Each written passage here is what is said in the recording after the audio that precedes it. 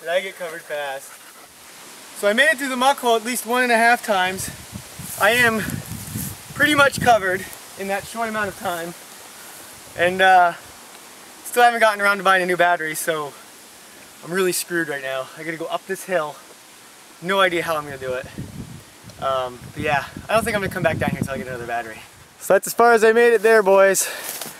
I couldn't grunt up the muster to push this bitch up the hill.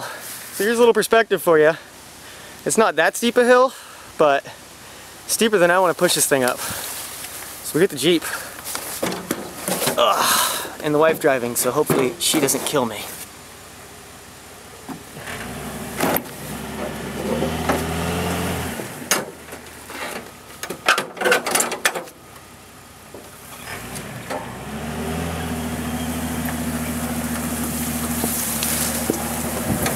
Yeah.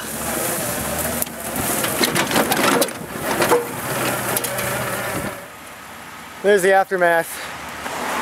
I'd go back down there. I could just jump it and do it again, but I'm afraid the same thing's gonna happen, so I don't really want to chance it.